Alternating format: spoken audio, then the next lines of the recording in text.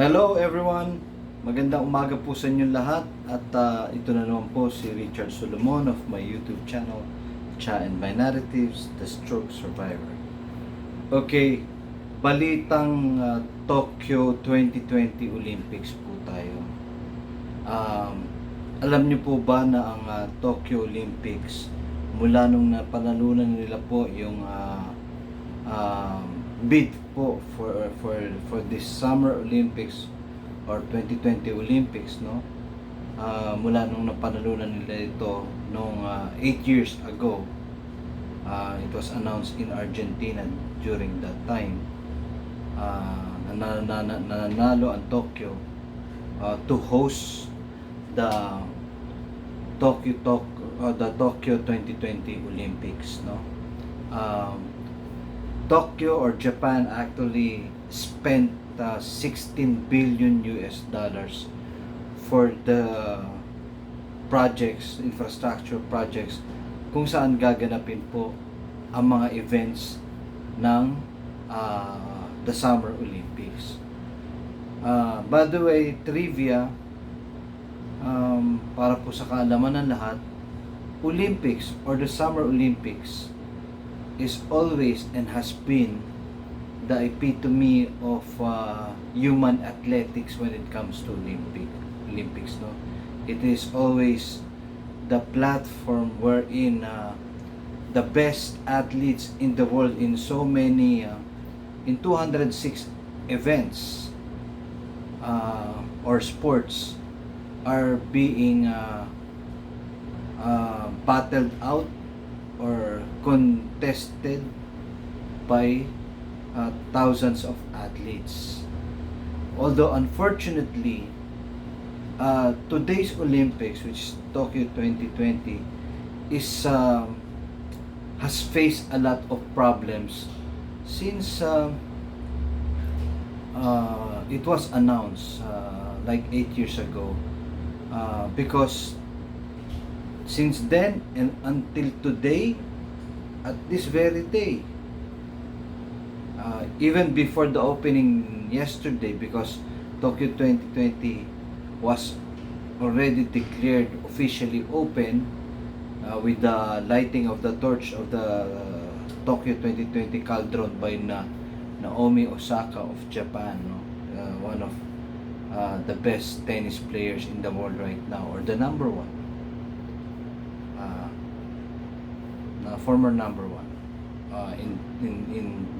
in women's tennis, has light up the torch and the cauldron to officially open the Tokyo 2020 Olympics yesterday, and today is the first day of the competitions. Like I've said, unfortunately, since 8 years ago, especially since 2 years ago, 2020, almost 2 years ago, it was protested not to be held, or it is protested to cancel Tokyo 2020 because of the outbreak of COVID-19 since March of 2020 last year, no? But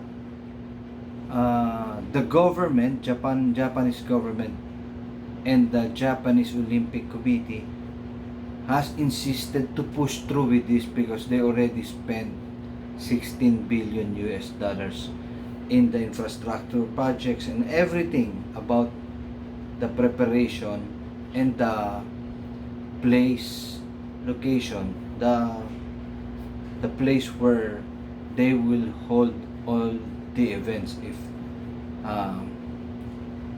for this Tokyo 2020 Olympics, no? And unfortunately too, Japan being a first world country, according to the Wyon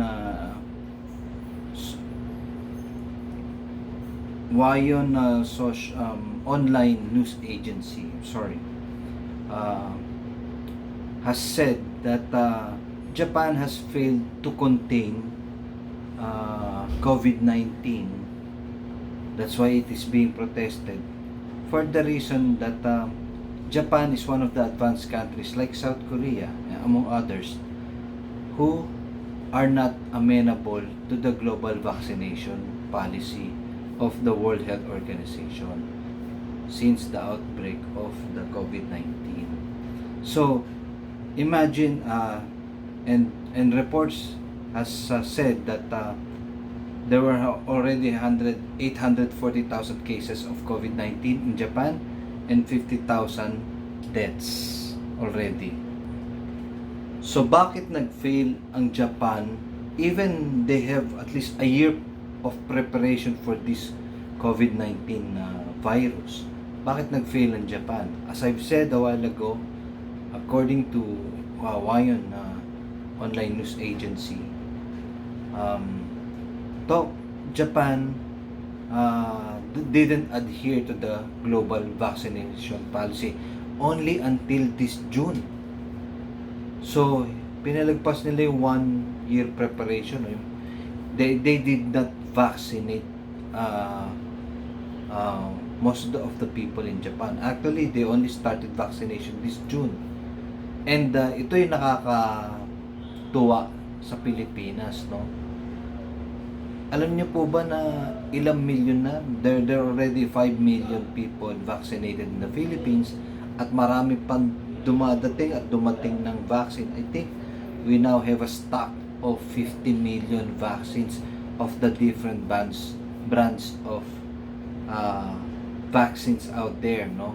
That the government and President Duterte together with the Department of Health has procured for the consumption of the Filipino of this vaccine 19. And yet, marami pa rin tumutulig sa Pilipinas, sa gobyerno ng Pilipinas, okay, sa administrasyon nila Duterte, dahil sa kakulangan daw ng bakuna o kakulangan na aksyon sa pagbabuka o kabagalan, no? Tayo mga Pilipino, mas manauuna yung kuda na tinatawag or yung pagsasabi ng against, no, sa gobyerno. Pero hindi natin nakikita na actually mas ahead pa pala tayo. Even in advanced countries like South Korea and Japan, who did not adhere to the global vaccination program. They might have, of course, their specific reasons. But now, going back to Tokyo 20, nadaanan ko lang, pasadahan ko lang yun. It has been protested since a year ago, since the outbreak, na hindi na dapat sana daw, according sa mga citizen ng Japan, most of them, na hindi na dapat muna sana ituloy ang Tokyo Olympics, Tokyo 2020, ito. Dahil nga, baka daw maging super spreader lang yung event ng COVID-19 at maraming maapektuhan sa mga citizen ng Japan. But again, as I've said, the Japanese government insisted and the Japanese Olympic Committee insisted of pushing through with this Tokyo 2020 Olympics. And now there are so many participants already in the Olympics. There are actually 206 delegations or countries that has participated and naroon na, no, including Philippines. Unfortunately also, as we all know how great and how popular the Summer Olympics is, every 4 years for that matter.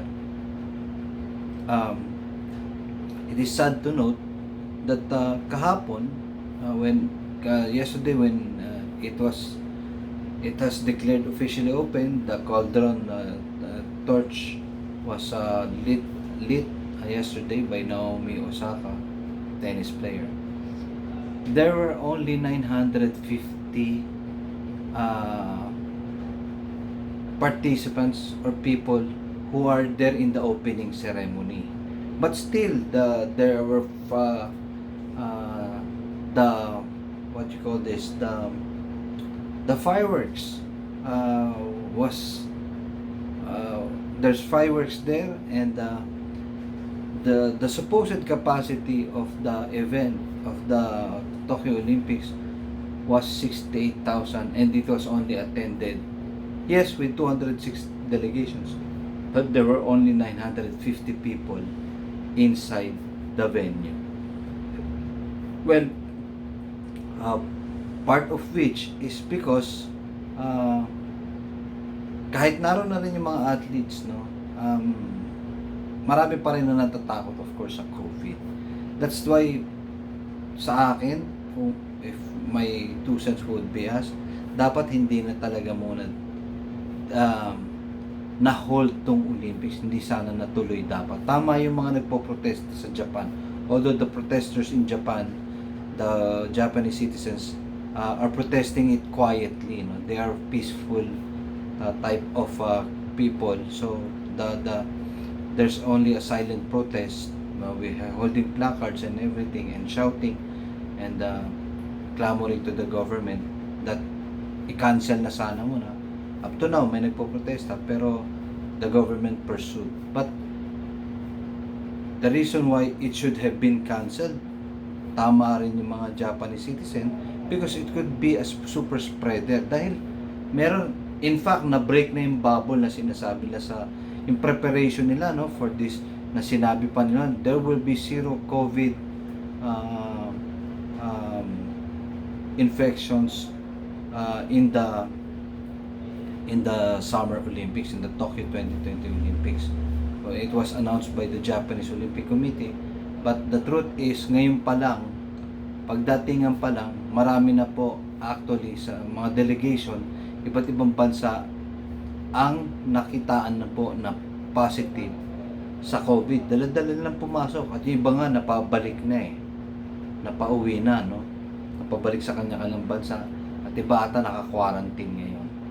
So it is really a scary Olympics. That's why the protesters are calling it the pandemic Olympics.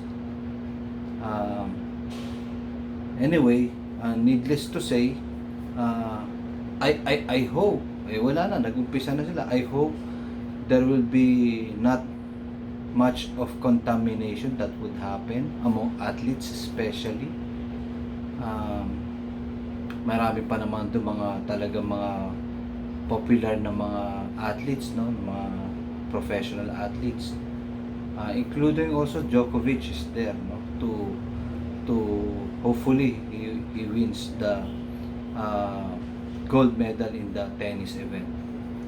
Anyway, that's my update for the Tokyo 2020 Olympics, and I wish all the athletes luck despite of the scare, of the fear that still there's COVID 19 virus there in the there could be COVID-19 infections there in the Olympic site mismo, no? But the government has insisted it to push through. In fact, a lot of, alam nyo, para mabawi nila yung 16 billion US dollars, supposedly there are so many of course sponsors, no, companies to sponsor the event. And one of them, the biggest, is actually Toyota, who actually backed out. Just one of the few, just one of the many, I say, na nag-back out, no? Kasi nakikita nga nila, despite this grand, alam niyo naman, ang Olympics is a grand event. Despite it's a grand event, the sponsors, the companies saw that ayaw daw nilang suportahan, sabi ng mga kumpanya, like Toyota, ayaw daw nila suportahan ang isang event na ayaw suportahan ng mga Japanese citizens, because it has been protested for more than a year now, but still the government pushed through. I don't know what's the reasons why, but well, it's there already. So anyway, good luck to our Filipino athletes. By the way, I hope some of you would take home the gold, bacon, silver, or even bronze, even just the bronze, and bring prestige and pride to our country.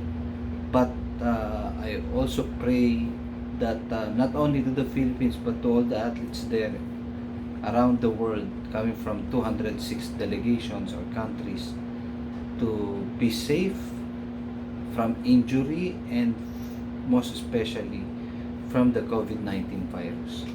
Again, this is Richard, just updating everyone of the Tokyo 2020 Olympics, which is now officially open, and it's there the first day of the games. So to all the athletes there, to all the and to the Japanese people and the Japanese government who are the host of the Tokyo 2020 Olympics, good luck to all of you. God bless, and may God um, protect you from the COVID-19, the virus, and from any harm.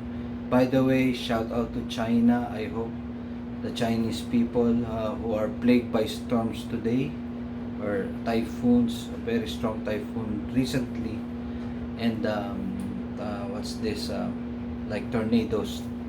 I hope China would rise up from this, and the people would be safe, and no, not much casualties um, should be recorded. Okay, so God bless also to China. Okay, with that, again, this is Richard Solomon of my YouTube channel, Cha and by Narratives, saying peace, God bless, and love one another, more so your families. Bye for now. Bye bye.